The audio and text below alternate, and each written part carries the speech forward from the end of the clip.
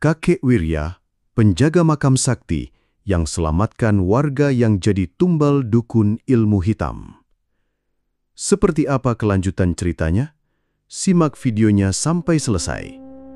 Semoga kalian yang menonton video ini selalu diberikan kesehatan dan rejeki yang melimpah. Amin. Kalau bicara soal desa Randu Jajar, kebanyakan orang akan bilang, desa itu sepi tapi aman. Tidak banyak kejadian aneh yang menghebohkan. Orang-orangnya hidup sederhana, sebagian besar petani dan buruh kebun. Di ujung desa, ada pemakaman tua yang sudah ada sejak zaman kakek buyut mereka. Pemakaman itu selalu terawat, rumputnya pendek, dan batu nisannya bersih. Semua itu berkat satu orang, Kakek Wirya, penjaga makam yang sudah mengabdi lebih dari 30 tahun. Kakek Wirya sudah hampir 70 tahun umurnya, tapi tubuhnya masih tegap. Rambutnya putih semua, kulitnya legam terbakar matahari. Ia dikenal ramah, suka membantu warga tanpa minta imbalan. Kalau ada orang meninggal, dialah yang siap siang malam mengurus liang halat sampai pemakaman selesai. Meski begitu, di balik sifatnya yang tenang, banyak warga tahu Kakek Wirya punya bekal ilmu dari masa mudanya. Konon dulu ia pernah jadi murid seorang kiai yang paham ilmu agama sekaligus mengerti urusan gaib. Hanya saja, Kakek Wirya jarang sekali menunjukkan kemampuannya. Sore itu, suasana desa yang biasanya tenang berubah jadi riuh. Dari kejauhan terdengar suara perempuan menangis histeris. Beberapa anak kecil berlarian ke arah sumber suara. Orang-orang dewasa ikut keluar rumah. Ternyata, suara itu berasal dari rumah Bu Sarni, seorang janda miskin yang tinggal sendirian bersama anak laki-lakinya, Seno. Anak itu baru berusia 10 tahun, lincah, dan sering membantu ibunya di sawah. "Tolong, anakku hilang sejak pagi," teriak Bu Sarni sambil memegangi kepalanya. Matanya sembab, napasnya tersengal. Beberapa ibu-ibu mencoba menenangkan, tapi Bu Sarni tetap menangis. "Apa Midia mau nyari ikan di sungai, tapi sampai sekarang nggak pulang? Aku udah nyari kemana-mana, nggak ada." Warga pun berinisiatif mencari. Ada yang menuju ke arah sungai, ada yang ke kebun pisang, dan ada yang memeriksa sawah-sawah. Suara teriakan memanggil nama Seno terdengar dari segala arah. Kakek Wirya yang waktu itu baru saja selesai membersihkan nisan di makam, ikut turun tangan. "Ayo Bu, kita tenang dulu. Kita cari sama-sama," katanya sambil menepuk bahu Bu Sarni. Ia lalu berjalan ke arah barat, menyusuri jalan setapak di pinggir sawah. Sepanjang perjalanan, ia memperhatikan tanah dan rerumputan, berharap menemukan jejak kaki atau barang milik Seno. Di tengah perjalanan, Kakek Wirya bertemu Pak Narto, seorang petani tua yang membawa cangkul. Anehnya wajah Pak Narto tampak pucat. Ia menoleh kanan kiri sebelum bicara dengan suara pelan. "Lekas pulang, Kek. Jangan ikut campur. Ini urusan Kiranu." Nama itu langsung membuat Kakek Wirya terdiam. Kiranu, seorang dukun sakti yang tinggal di pinggir hutan Randu Alas. Orangnya jarang keluar rumah, tapi kekayaannya bikin iri warga. Katanya ia bisa mendapatkan apa saja dalam semalam, tapi semua itu dibayar dengan nyawa manusia sebagai tumbal. Kakek Wirya menatap serius ke arah Pak Narto. "Kamu yakin ini ada hubungannya sama Seno?" Pak Narto mengangguk cepat. "Coba pikir, Kek. Seno anak yatim piatu. Ibunya miskin. Nggak ada yang bakal bela kalau dia hilang. Cocok sekali buat dijadikan tumbal. Lagi pula, besok lusa udah purnama." Kakek Wirya terdiam cukup lama. Angin sore bertiup pelan, tapi hawa di sekitarnya terasa berat. Ia menatap ke arah utara, ke jalur setapak yang menuju hutan Randu Alas. Dalam hatinya, ia mulai merangkai kemungkinan-kemungkinan. Jika benar Seno dibawa Kiranu, maka waktunya tinggal 2 malam. Setelah itu, nyawa bocah itu tak akan bisa diselamatkan lagi. Pak Narto menepuk bahu Kakek Wirya. Saya sarankan jangan ikut campur, Kek. Kiranu bukan orang biasa. Banyak yang menantangnya, tapi akhirnya malah celaka. Kakek Wirya hanya mengangguk kecil lalu melanjutkan langkahnya. Tapi pikirannya terus berputar. Ia mengingat kejadian belasan tahun lalu ketika seorang pemuda desa juga menghilang dan ditemukan tewas di tepi hutan dengan tubuh penuh luka aneh. Waktu itu, orang-orang memilih diam. Tak ada yang berani menuduh Kiranu. Saat kembali ke rumahnya di dekat makam, kakek Wirya duduk di kursi bambu sambil menatap ke arah hutan. Langit mulai memerah, tanda matahari akan tenggelam. Burung-burung kembali ke sarang, tapi suaranya terdengar seperti peringatan. Di kepalanya, satu pertanyaan muncul berulang-ulang. Kalau aku diam saja, siapa yang akan menolong Seno? Malamnya, warga berkumpul di rumah Bu Sarni untuk membicarakan pencarian besok. Ada yang mengusulkan memanggil pihak keamanan dari kecamatan, tapi sebagian ragu karena takut kalau benar ini ulah Kiranu, campur tangan pihak luar justru bisa memancing amarahnya. Kakek Wirya duduk di sudut, mendengarkan semua pembicaraan tanpa berbicara. Matanya sesekali melirik keluar, ke arah gelapnya malam. Ia tahu kalau besok baru bergerak, mungkin sudah terlambat. Saat rapat selesai dan warga pulang, kakek Wirya mendekati Bu Sarni yang masih duduk di teras sambil menatap kosong. Bu, tenanglah. Kalau Allah mengizinkan, anakmu akan kembali, ucapnya pelan. Bu Sarni mengangguk lemah, tapi matanya tetap berkaca-kaca. Kek, tolong kalau sampai anakku nggak ketemu, aku nggak tahu harus gimana. Kakek Wirya menepuk bahunya. Saya akan coba cari, Bu, tapi tolong jangan cerita ke siapa-siapa. Setelah itu, ia kembali ke rumahnya. Malam makin larut. Bulan sabit menggantung di langit, sinarnya redup. Di dalam rumah, kakek Wirya membuka lemari tua dan mengeluarkan sebuah tasbih kayu dan tongkat pendek dari kayu jati. Tangannya bergetar sedikit, bukan karena takut, tapi karena ia tahu apa yang akan dihadapinya bukan urusan biasa. Sambil duduk di tikar, ia memejamkan mata dan mulai membaca doa-doa yang diajarkan gurunya puluhan tahun lalu. Angin malam masuk lewat celah jendela, membuat lampu minyak bergoyang. Di luar, dari arah makam, terdengar suara seperti langkah kaki kecil berlari. Pelan tapi jelas. Kakek Wirya membuka mata, menoleh keluar. Tak ada siapa-siapa, hanya gelap dan deretan nisan. Ia tersenyum tipis. Kalau begitu, memang waktunya aku turun tangan, gumamnya. Dalam hatinya ia sudah siap. Tidak peduli siapa lawannya, manusia atau makhluk gaib, Seno harus ditemukan sebelum malam purnama tiba. Malam itu, langit desa Randu Jajar gelap gulita. Bulan hanya setengah, tertutup awan tipis yang bergerak pelan. Udara dingin menusuk, membuat suara jangkrik dan burung malam terdengar lebih jelas. Kakek Wirya tidak bisa tidur. Pikirannya terus memutar wajah Seno dan tangisan Bu Sarni. Ia duduk di teras rumahnya sambil memegang tongkat kayu jati. Pandangannya tertuju pada area pemakaman yang berjarak hanya beberapa puluh meter dari rumahnya.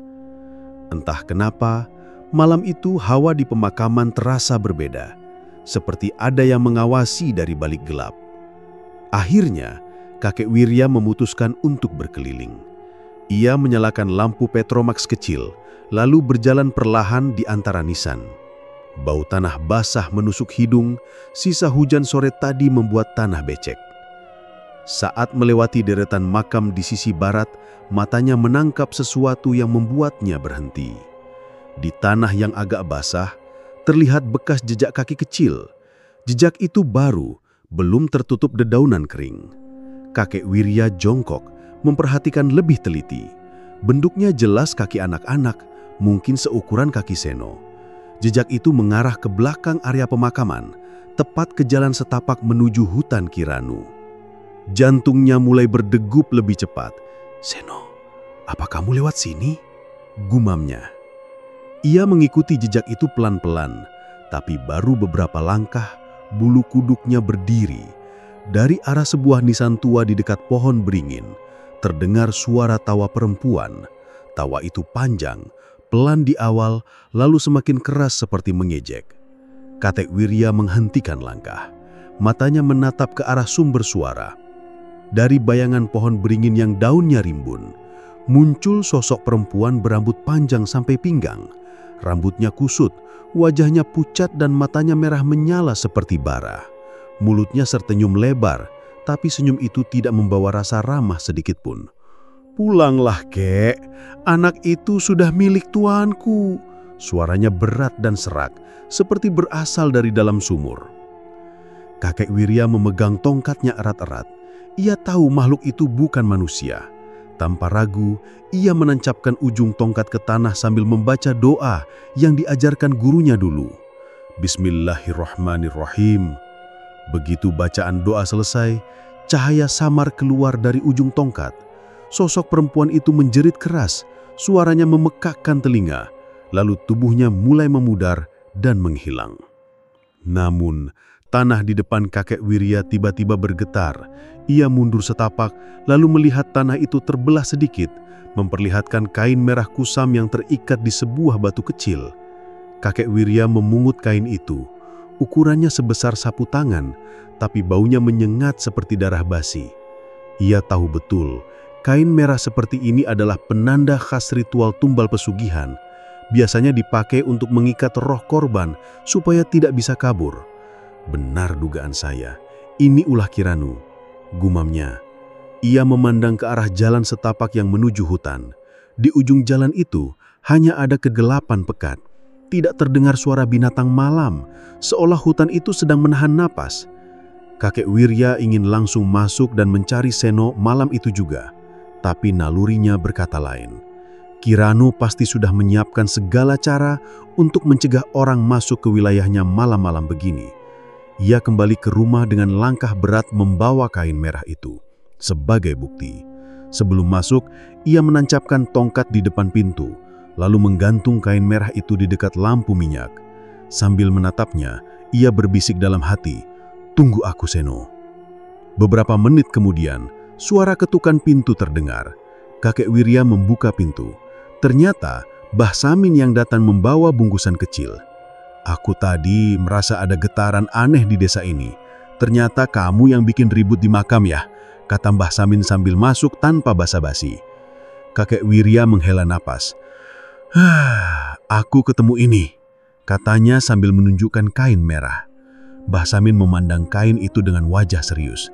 "Ini jelas tanda ritual pesugihan. Kalau sudah begini, artinya korban sudah diikat. Kalau kita mau selamatkan, harus memutus ikatannya sebelum malam purnama." "Kalau kita langsung ke hutan sekarang?" tanya kakek Wirya. Mbah Samin menggeleng. "Percuma. Kiranu punya pagar gaib yang tidak bisa ditembus kalau kita datang tanpa persiapan. Paling-paling kita cuma dibikin nyasar sampai pagi." Kakek Wirya terdiam. "Jadi, kita tunggu besok?" "Ya, malam ini kamu istirahat. Besok kita siapkan semua yang perlu. Air doa, pagar diri, dan alat untuk melawan Kiranu. Kiranu bukan dukun biasa, Wirya. Dia dibantu banyak makhluk halus yang setia sama dia." Malam semakin larut. Setelah Mbah Samin pulang, kakek Wirya mencoba tidur, tapi matanya tidak bisa terpejam. Suara langkah kaki kecil terdengar lagi di luar rumah. Kali ini berputar mengelilingi rumahnya. Ia mengambil tongkat, keluar perlahan dan melihat jejak kaki itu mengarah ke pemakaman. Di antara nisan, ia melihat bayangan Seno berdiri, memandangnya sambil tersenyum aneh. "Seno?" panggilnya. Tapi sebelum ia bisa mendekat, bayangan itu memudar dan menghilang di balik kabut tipis. Udara mendadak dingin menggigit, dan dari jauh terdengar suara tawa Kiranu. Kakek Wirya menggenggam tongkatnya lebih erat. Malam itu, ia semakin yakin pertempuran ini bukan hanya soal menyelamatkan Seno, tapi juga soal menghadapi kekuatan gelap yang sudah terlalu lama membayangi desa Randu Jajar. Pagi di desa Randu Jajar biasanya hangat dan penuh suara ayam berkokok. Tapi pagi itu udara terasa berat. Kakek Wirya sudah bangun sejak subuh, menyiapkan diri untuk menemui Pak Lurah Darmo. Ia ingin segera melapor soal bukti kain merah yang ditemukan semalam. Dengan langkah mantap, ia berjalan melewati jalan tanah yang masih basah sisa hujan. Beberapa warga yang sedang menyapu halaman menatapnya sebentar, lalu buru-buru menunduk dan pura-pura sibuk. Rumah Pak Lurah berdiri paling besar di desa. Halamannya luas, pintunya dicat merah, dan ada 2 patung macan di gerbangnya. Kakek Wirya mengetuk pintu kayu yang berat itu 3 kali. Tak lama, Pak Lurah keluar dengan pakaian rapi dan aroma minyak wangi yang kuat. "Loh, Wirya, pagi-pagi sudah datang. Ada apa?" tanyanya sambil tersenyum tipis. Kakek Wirya langsung menyodorkan kain merah yang dibungkus plastik. "Pak Lurah, saya temukan ini di makam semalam. Saya curiga ini ada hubungannya sama hilangnya Seno." Wajah Pak Lurah berubah. Senyumnya hilang. Ia menatap kain itu cukup lama sebelum akhirnya berkata dengan nada dingin, "Wirya, saya kasih saran. Jangan ikut campur urusan ini. Kiranu itu saudara jauh saya. Dia sudah banyak bantu desa ini. Bikin panen melimpah, bantu bangun balai desa, bahkan nyumbang waktu ada warga sakit." Kakek Wirya mengernyit. "Tapi Pak, ini masalah nyawa anak kecil. Kalau ini benar ulah Kiranu, kita nggak bisa diam." Pak Lurah menghela nafas panjang. "Kamu nggak ngerti. Ada hal-hal yang nggak perlu kita bongkar. Kalau kamu ganggu Kiranu, balaknya bisa kena ke seluruh desa. Saya nggak mau tanggung jawab kalau itu terjadi." Nada suaranya tegas, seperti menutup pintu pembicaraan. Kakek Wirya tahu, tidak ada gunanya memaksa. Ia hanya mengangguk pelan, lalu pamit keluar. Begitu keluar dari rumah lurah, ia mendapati 3 orang warga sudah menunggunya di jalan. Wajah mereka serius. Salah satunya, Pak Narto, berbicara pelan. "Kek, kalau boleh saran, mending jangan macem-macem sama Kiranu. Orang yang pernah coba lawan dia, ujungnya nggak ada yang selamat." Yang lain menimpali. "Dulu ada Pak Surip, nega lapor polisi gara-gara adiknya hilang. Seminggu kemudian, Pak Surip jatuh dari pohon kelapa, kepalanya pecah. Katanya sih kecelakaan, tapi semua orang tahu itu balasannya Kiranu." Kakek Wirya menatap mereka satu persatu. Kalau semua orang takut, terus kapan berhenti orang hilang di desa ini? Tidak ada yang menjawab. Mereka hanya menunduk, lalu pelan-pelan bubar. Dengan hati yang semakin bulat, kakek Wirya berjalan ke rumah Mbah Samin. Rumah itu berada di ujung selatan desa, dekat kebun bambu. Mbah Samin sedang duduk di dipan bambu, mengasah sebilah golok tua. "Wajahmu kelihatan gak enak, Wirya. Ada apa?" tanya Mbah Samin sambil mengelap goloknya. Kakek Wirya duduk dan menceritakan semua kejadian sejak semalam, termasuk pertemuan dengan Pak Lurah. Mbah Samin mengangguk pelan. "Sudah kuduga, Darmo itu punya hutang budi sama Kiranu. Bahkan sebagian rezekinya dari pesugihan Kiranu itu. Makanya dia bela mati-matian." Kakek Wirya bertanya, "Kita punya waktu berapa lama?" Mbah Samin menatap ke arah hutan, wajahnya serius. "Malam purnama, tinggal 3 hari lagi. Saat itu darah Seno akan dipersembahkan. Kalau kita mau selamatkan dia, kita harus masuk ke wilayah Kiranu sebelum purnama muncul penuh. Masalahnya, Kiranu pasang pertahanan gaib yang kuat. Jalan satu-satunya buat masuk adalah lewat makam tua di tengah hutan. Tapi di sana ada para penjaga gaib, makhluk yang gak kenal ampun sama orang luar." Kakek Wirya mengangguk. "Kalau begitu, kita harus siapin segalanya dari sekarang." Mbah Samin masuk ke dalam rumah, lalu keluar lagi dengan sebuah tas anyaman. Ia mengeluarkan beberapa benda. Botol berisi air yang sudah dibacakan doa, segenggam garam, seutas tali dari serat kelapa, dan sebuah keris kecil. Ini bekalmu. Air doa untuk melindungi diri, garam untuk memutus jejak gaib, tali kelapa buat ngikat kalau ada makhluk yang nyerang, dan keris ini terakhir dipakai waktu kita ngusir genderuwo di sawah 20 tahun lalu, kata Mbah Samin sambil menyerahkan satu persatu. Kakek Wirya menerimanya dengan hati-hati. Besok malam kita berangkat. Mbah Samin menggeleng. Besok kita latihan dulu. Jalan di makam tua itu licin, banyak jebakan, dan kamu harus kuat menahan serangan batin. Kalau pikiranmu goyah sedikit aja, mereka bisa bikin kamu nyasar sampai pagi. Siang itu mereka berdua pergi ke sebuah tanah lapang di dekat kebun bambu. Di sana, Mbah Samin mengajarkan beberapa doa dan cara memegang tongkat dengan posisi tertentu untuk melawan makhluk gaib. Mereka juga berlatih berjalan sambil menutup telinga untuk mengabaikan suara-suara yang bisa mempengaruhi pikiran. Kalau nanti kamu dengar suara orang minta tolong, jangan langsung percaya. Itu biasanya cuma pancingan. Makhluk-makhluk itu tahu kelemahan kita ada di rasa iba. Menjelang sore latihan selesai. Kakek Wirya pulang dengan tubuh lelah, tapi hatinya sedikit lebih siap. Malamnya, saat sedang duduk di teras, ia mendengar suara langkah kaki mendekat. Ternyata Pak Narto datang lagi, kali ini sendirian. Wajahnya pucat. Kek, saya nggak mau ikut campur, tapi tadi sore saya lihat 2 orang suruhan Kiranu bawa karung besar masuk hutan. Karungnya goyang-goyang, kayak ada orang di dalamnya. Mungkin itu Seno. Kakek Wirya berdiri cepat. Kamu yakin? Pak Narto mengangguk.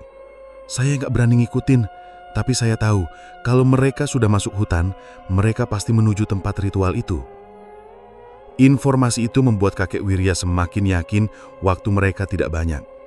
Ia memutuskan untuk menemui Mbah Samin lagi malam itu juga. Di rumah Mbah Samin suasana tegang. Mbah Samin sudah menyiapkan 2 buntelan kain hitam berisi peralatan. Kita nggak bisa nunggu 3 hari. Kita harus bergerak besok malam. Kalau terlalu lama, Seno bisa mati sebelum purnama. Kakek Wirya mengangguk. Kalau begitu, kita siap-siap. Besok malam, kita masuk lewat makam tua itu. Mbah Samin menatapnya lama. Ingat Wirya, kalau kita gagal, bukan cuma kita yang mati. Desa ini bisa jadi milik Kiranu sepenuhnya. Kakek Wirya menghela nafas dalam-dalam. Kalau begitu, kita pastikan kita nggak gagal. Sejak sore, langit desa Randu Jajar sudah kelabu. Angin bertiup agak kencang, membuat daun-daun pisang di belakang rumah kakek Wirya berisik. Hawa malam itu terasa aneh, seperti ada yang mengintai. Kakek Wirya duduk di teras rumahnya sambil memeriksa perlengkapan. Tasbih dari kayu cendana, tongkat kayu jati yang sudah dipakai sejak muda, dan sebotol air doa yang diberikan Mbah Samin. Semua ia masukkan ke dalam kantong kain hitam. Pikirannya terus kembali ke wajah Seno. Anak itu polos, lugu, dan terlalu kecil untuk mengerti apa yang sedang mengancam nyawanya. Sabar, nak. Kakek akan datang, gumamnya pelan. Begitu azan Isya berkumandang, kakek Wirya berjalan ke pemakaman. Malam itu, ia sengaja berjaga sendirian. Mbah Samin melarang, tapi kakek Wirya bersikeras. Ia ingin mengamati pergerakan makhluk-makhluk yang mungkin dikirim Kiranu. Pemakaman desa Randu Jajar gelap total malam itu. Hanya lampu minyak di pos kecil dekat gerbang yang menyala redup. Kakek Wirya duduk di kursi bambu tua, menunggu. Waktu berjalan lambat, sampai akhirnya jarum jam tangannya menunjukkan pukul 12 tepat. Tiba-tiba, angin bertiup kencang, bambu di pinggir makam berderit, dan hawa dingin menusuk tulang. Dari arah dalam makam terdengar suara langkah pelan. Tap, tap, tap, seperti seseorang berjalan sambil menyeret kaki. Kakek Melia berdiri, menggenggam tongkat erat-erat. Dari balik bayangan nisan muncul sosok hitam tinggi.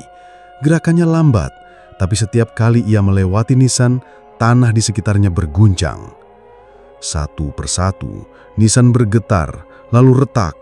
Tanah di depannya pecah dan dari dalamnya muncul tangan-tangan pucat yang kurus seperti ranting kering. Tangan-tangan itu meraih apa saja yang ada di dekatnya, termasuk kaki kakek Wirya. Refleks, kakek Wirya mundur sambil mengucapkan doa yang diajarkan Mbah Samin. Ia membuka botol air doa, lalu memercikkannya ke tanah. Begitu air menyentuh tangan-tangan itu, terdengar suara desis seperti air panas menyiram besi.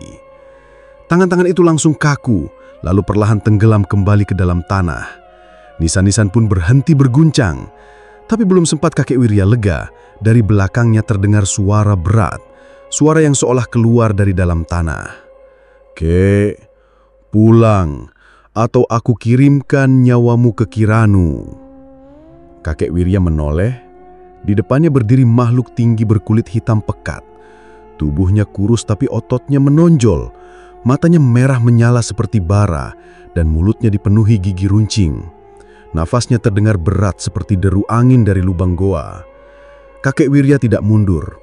Ia menancapkan tongkat ke tanah, lalu menarik garis melingkar di sekelilingnya. "Bismillah, kalau memang kamu utusan Kiranu, sampaikan ke dia. Saya nggak takut, nyawa anak kecil itu bukan milik kalian." Makhluk itu tertawa, suaranya seperti kayu patah. "Berani sekali kau orang tua. Kau pikir pagar tanah itu bisa menahan kami?" Kakek Wirya meraih segenggam garam dari kantongnya, lalu menaburkannya ke arah makhluk itu. Seketika, makhluk itu mundur sambil menggeram. "Asin ini, membakar dagingku." Dengan cepat, kakek Wirya menggambar simbol di tanah dengan tongkatnya, sebuah pagar gaib untuk mengurung makhluk itu. Tapi makhluk itu tidak menyerang. Ia hanya berdiri, menatap tajam. "Kiranu sudah tahu kau ikut campur. Dia menunggumu. Dan kalau kau teruskan langkahmu, kau akan berakhir seperti mayat-mayat ini."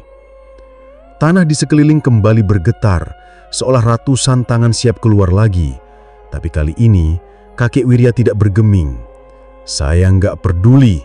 Selama saya masih bernafas, saya akan lawan dia." Makhluk itu meraung keras.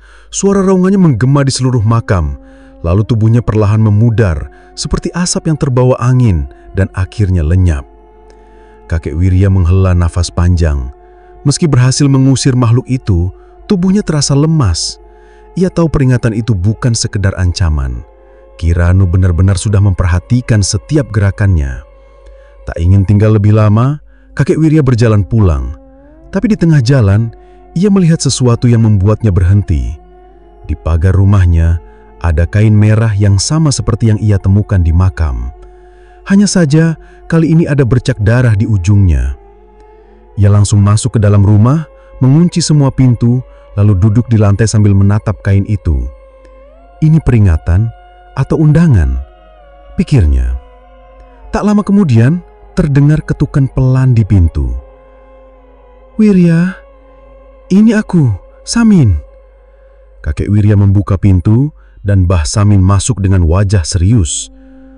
"Aku dengar raungan dari makam tadi. Berarti mereka sudah mulai kirim gangguan." Kakek Wirya menunjukkan kain merah itu. Mbah Samin menatapnya lama lalu berkata, "Itu tandanya mereka tantang kita masuk ke wilayah mereka. Tapi ini jebakan. Mereka ingin kita datang tanpa persiapan." Mbah Samin kemudian duduk dan membuka buntelan kain hitamnya. Ia mengeluarkan beberapa benda tambahan, sebuah lonceng kecil dari tembaga, segenggam tanah kuburan yang sudah dibacakan doa, dan potongan kaca yang dibungkus kain putih. "Ini kita akan butuh besok malam. Lonceng untuk memecah pengaruh suara-suara gaib, tanah kuburan untuk menutup gerbang sementara, dan kaca ini untuk melihat wujud asli makhluk yang bersembunyi di balik ilusi." Kakek Wirya mengangguk. "Jadi besok malam kita berangkat?" Mbah Samin menatapnya dengan dalam. "Besok malam kita masuk lewat makam tua, dan setelah itu kita tidak akan punya jalan pulang selain menang atau mati." Sejak sore, langit desa Randu Jajar terlihat aneh. Awan gelap menggantung rendah, tapi tidak ada hujan. Angin dari arah hutan Randu Alas membawa bau anyir bercampur wangi bunga melati yang menyengat. Bagi kakek Wirya, itu tanda jelas bahwa malam ini ritual Kiranu akan dimulai. Di meja dapurnya, perlengkapan sudah siap. Tongkat kayu jati, botol air doa, garam segenggam, dan seutas benang hitam yang diikat simpul 7. Mbah Samin ingin ikut, tapi kakek Wirya menolak. "Kalau aku gagal, kau yang harus jaga desa," katanya singkat. Saat matahari tenggelam, kakek Wirya berjalan ke arah hutan. Bulan purnama mulai naik di langit, sinarnya pucat tertutup kabut tipis. Begitu melewati batas hutan, udara berubah dingin menusuk. Kabut semakin tebal, membuat jarak pandang tak lebih dari 5 meter. Di tengah kabut, terdengar suara gamelan, pelan tapi jelas. Suaranya merambat di udara, membuat bulu kuduk berdiri. Kakek Wirya melangkah hati-hati di jalan setapak yang licin, sambil sesekali menaburkan garam untuk mengusir makhluk gaib yang mungkin mengikuti. Setelah berjalan hampir setengah jam, ia melihat cahaya temaram di depan. Semakin dekat, cahaya itu ternyata berasal dari lilin-lilin hitam yang melingkari sebuah altar batu besar. Di atas altar, Seno terikat dengan kain merah, matanya terpejam, wajahnya pucat. Di depannya, duduk bersila Kiranu. Bajunya serba hitam, kepalanya terikat kain merah, dan di sekelilingnya ada 4 sosok hitam tinggi dengan tubuh mirip manusia, tapi wajahnya rata, tanpa mata, hidung, atau mulut. Kiranu membuka mata perlahan, menatap kakek Wirya. "Wirya, ikut campur urusan ini berarti kau siap mati." Kakek Wirya melangkah maju, suaranya tenang tapi tegas. "Kalau nyomaku harus jadi gantinya, tak masalah. Yang penting anak ini selamat." Kiranu tersenyum tipis lalu menepukkan tangannya sekali. Seperti menerima perintah, keempat sosok hitam itu bergerak cepat mengelilingi kakek Wirya. Tubuh mereka melayang tanpa suara, seperti bayangan hidup. Kakek Wirya langsung membaca doa sambil memutar tongkat kayu jati di tangannya. Tongkat itu mengeluarkan cahaya kekuningan, membuat sosok-sosok itu mundur sesaat. Tapi mereka tidak berhenti. 2 menyerang dari depan dan 2 dari belakang. Dengan cepat, kakek Wirya menancapkan tongkat ke tanah, menciptakan lingkaran cahaya di sekelilingnya. Sosok-sosok itu menghantam pagar cahaya itu, tubuh mereka bergetar seperti terbakar, tapi tetap mencoba masuk. Kiranu berdiri, kedua tangannya membentuk gerakan aneh. Dari tanah di sekitar altar, muncul puluhan makhluk hitam kecil seperti anak-anak, tapi matanya merah menyala. Mereka bergerak cepat, merangkak di tanah, dan memanjat pohon seperti laba-laba. Kakek Wirya menaburkan garam ke arah mereka, beberapa langsung menghilang dengan jerita nyaring. Tapi jumlah mereka terlalu banyak. Satu berhasil melompati pagar cahaya itu dan menerkam bahu kakek Wirya. Ia memukulnya dengan tongkat, makhluk itu hancur seperti asap. Kiranu tertawa, "Kau tak akan sanggup menahan mereka semua." Namun kakek Wirya tidak goyah. Ia mencabut botol air doa dari kantong, membuka tutupnya, dan menyiramkan sebagian ke tongkatnya. Tongkat itu semakin bersinar, cahayanya menyilaukan, memaksa makhluk itu mundur lebih jauh. Tiba-tiba, langit menggelegar. Petir menyambar pohon besar di pinggir altar, membuat tanah bergetar keras. Hujan deras turun mendadak, memadamkan sebagian lilin hitam.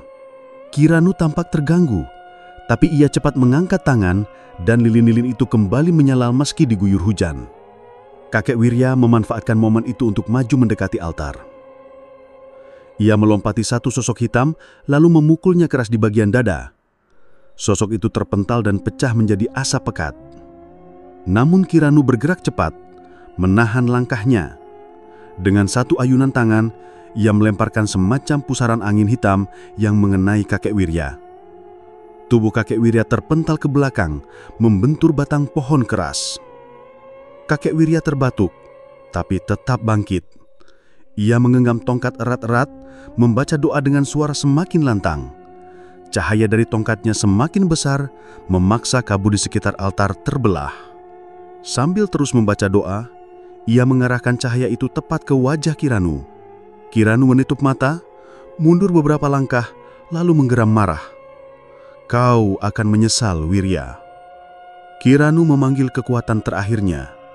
Dari dalam tanah muncul makhluk setinggi 2 meter, berkulit hitam berlendir, dengan kepala mirip tengkorak berbau. Makhluk itu meraung, membuat tanah di sekitar bergetar hebat. Makhluk itu menyerang cepat. Tangannya yang besar nyaris menghantam kepala kakek Wirya. Dengan sigap, kakek Wirya menggeser langkah, menancapkan tongkat ke tanah, lalu menarik benang hitam simpul 7 dan melemparkannya ke arah makhluk itu. Benang itu melilit tubuh makhluk tersebut, membuatnya terjerat. Kakek Wirya menyiramkan sisa air doa kelilitan itu, dan makhluk itu menjerit kesakitan sebelum meledak menjadi kabut pekat. Kiranu terhuyung, tampak kehilangan tenaga. Kakek Wirya tidak membuang waktu. Ia berlari ke altar, memotong ikatan Seno, lalu menarik anak itu ke belakangnya. "Pergi dari sini," teriak kakek Wirya kepada Seno, menunjuk jalan keluar hutan. Seno berlari dengan sisa tenaganya. Kini tinggal kakek Wirya dan Kiranu. Kiranu mencoba menyerang lagi, tapi hujan semakin deras dan petir menyambar tepat di dekat altar. Batu altar itu retak, membuat sesajen dan darah ayam tumpah bercampur dengan air hujan. Ritualnya hancur. Kiranu menatap kakek Wirya dengan tatapan penuh kebencian. "Ini belum selesai," katanya sebelum tubuhnya berubah menjadi asap hitam dan menghilang ke dalam kabut. Kakek Wirya berdiri di tengah hujan, napasnya berat, tubuhnya lelah. Tapi ia tersenyum tipis. Seno selamat dan ritual malam ini gagal. Di kejauhan, ia bisa melihat bayangan Seno keluar dari hutan, disambut oleh warga yang menunggu di tepi desa. Kakek Wirya pun berjalan pulang, meski dalam hatinya ia tahu Kiranu pasti akan kembali. Hujan masih mengguyur deras malam itu. Petir menyambar-nyambar, menerangi pepohonan hutan randu alas. Tanah licin, udara dingin menggigit, dan kabut makin tebal. Kakek Wirya berdiri di tengah lumpur. Napasnya tersengal, sementara Kiranu berlari terpincang-pincang di depannya. Luka di lengan kiri Kiranu akibat benturan tadi membuat gerakannya melambat. Tapi ia tetap memaksa kabur. Matanya liar, mulutnya menggumamkan mantra sambil sesekali menoleh ke belakang. Kakek Wirya tak mau membiarkannya lolos. Kalau malam ini Kiranu bisa menghilang, ia pasti akan kembali suatu saat nanti, dan korban berikutnya mungkin lebih banyak. "Berhenti Ranu, ini sudah berakhir!" teriak kakek Wirya sambil berlari mengejar. Kiranu tidak menjawab. Hanya menambah kecepatan meski kakinya tergelincir beberapa kali. Ia menembus semak belukar, melewati pohon-pohon besar, sampai akhirnya jalannya terhenti di tepi jurang yang curam. Jurang itu gelap gulita, hanya terlihat percikan air di bawah akibat hujan. Suara arus sungai di dasar jurang terdengar deras. Kiranu berdiri di tepinya, matanya liar menatap kakek Wirya yang sudah mendekat. "Jangan paksa aku, Wirya.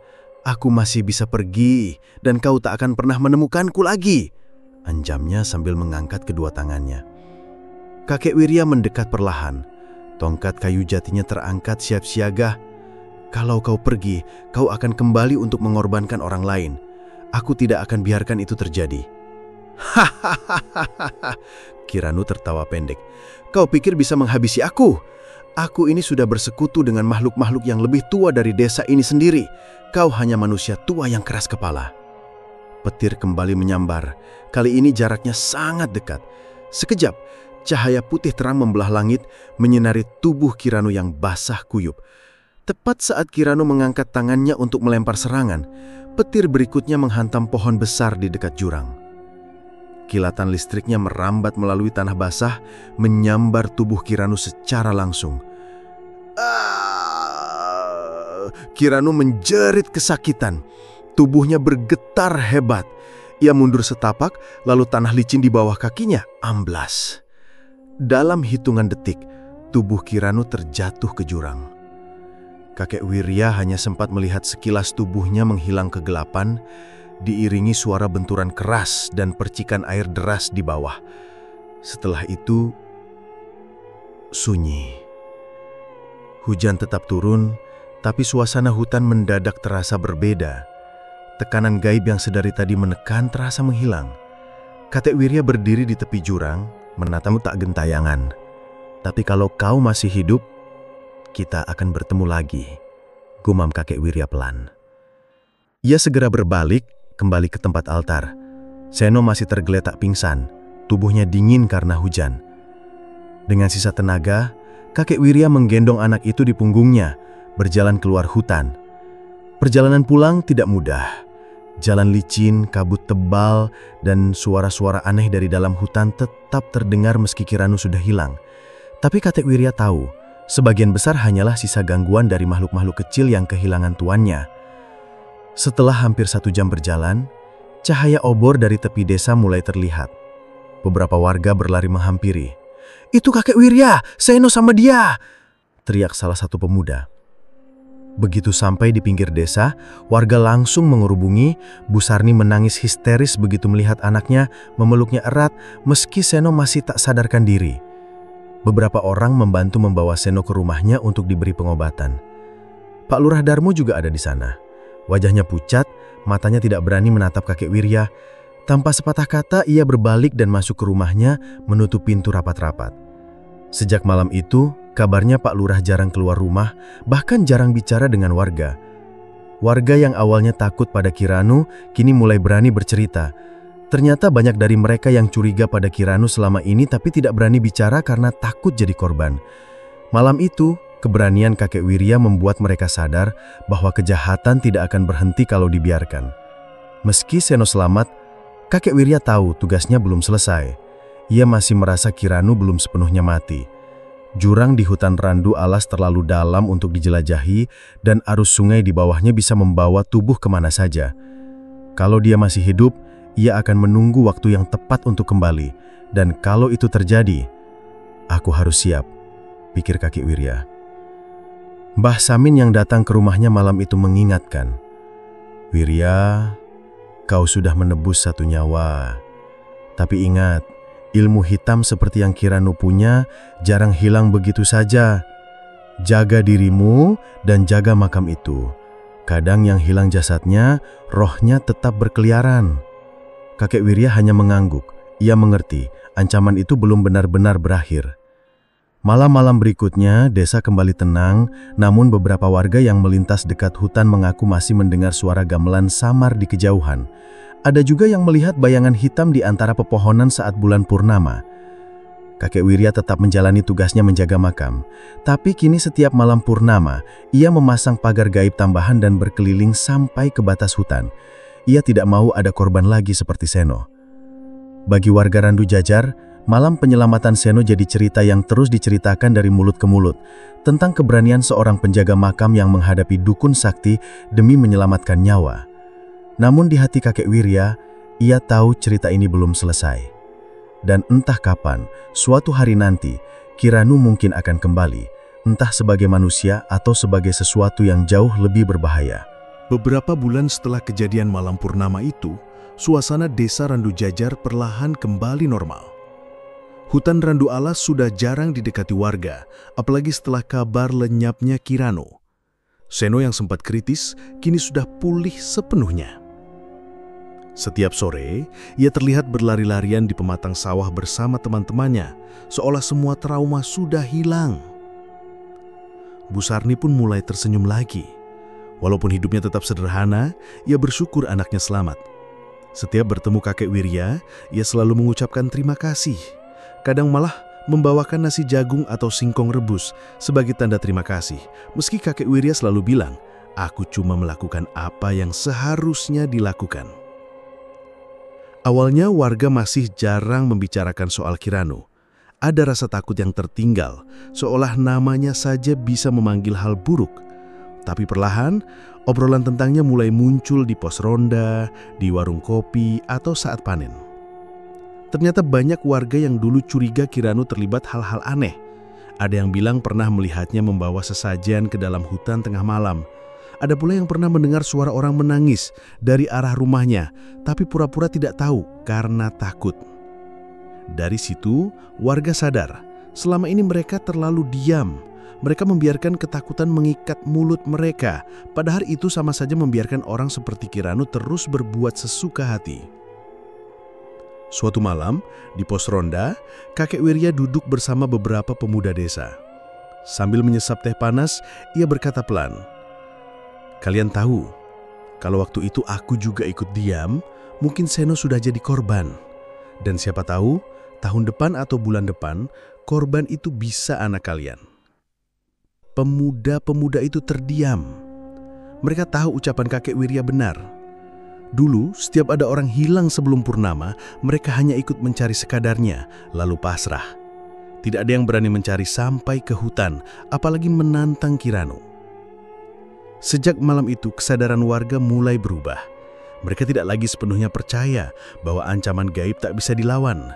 Mereka mulai menjaga satu sama lain. Kalau ada orang asing masuk desa tanpa jelas tujuannya, pasti akan ditanya. Kalau ada anak kecil yang main sampai jauh, langsung diingatkan untuk pulang. Bahkan Pak Lurah Darmo yang dulu membela Kirano, sekarang jarang keluar rumah. Ada yang bilang ia menyesal, ada juga yang bilang ia takut disalahkan. Warga tidak terlalu peduli, yang penting ia tidak lagi melindungi orang seperti Kirano. Di rumahnya, kakek Wirya kadang masih merasakan hawa aneh dari arah hutan. Suara gemelan samar pernah terdengar sekali atau dua kali saat bulan purnama, tapi ia tidak gegabah. Ia tahu kalau Kirano masih hidup atau rohnya masih berkeliaran, ia akan menunggu saat yang tepat untuk kembali. Meski begitu, ia tetap menjalani hari-harinya seperti biasa. Pagi hari ia menyapu area makam, sore kadang membantu warga menanam padi, malamnya ronda atau berjaga di makam. Beberapa kali anak-anak muda meminta kakek Wirya mengajari doa-doa pelindung dan cara membuat pagar gaib sederhana. Ia mau mengajari, tapi dengan syarat. Ilmu itu bukan buat gagah-gagahan, bukan buat nakutin orang. Ini cuma untuk melindungi diri dan orang lain. Kalau sampai dipakai buat nyakitin orang, berarti kalian sama saja dengan Kirano. Akhirnya dari kejadian itu, lahirlah satu kesepakatan tak tertulis di desa Randu Jajar. Tidak akan ada lagi yang diam kalau melihat kejahatan. Entah itu kejahatan yang nyata atau yang berbalut hal gaib. Mereka akan saling menjaga. Karena mereka belajar satu hal penting. Ketakutan tidak akan membuat kejahatan hilang, justru membuatnya semakin kuat. Pesan yang selalu diingat warga adalah pesan sederhana dari kakek Wirya. Jangan pernah menukar nyawa orang lain demi kekayaan. Yang kalian kira rezeki bisa jadi kutukan seumur hidup. Dan ingat, kalau kita diam melihat kejahatan, itu artinya kita membiarkannya menang. Itu bukan sekedar nasihat, tapi peringatan yang lahir dari pengalaman pahit desa mereka sendiri.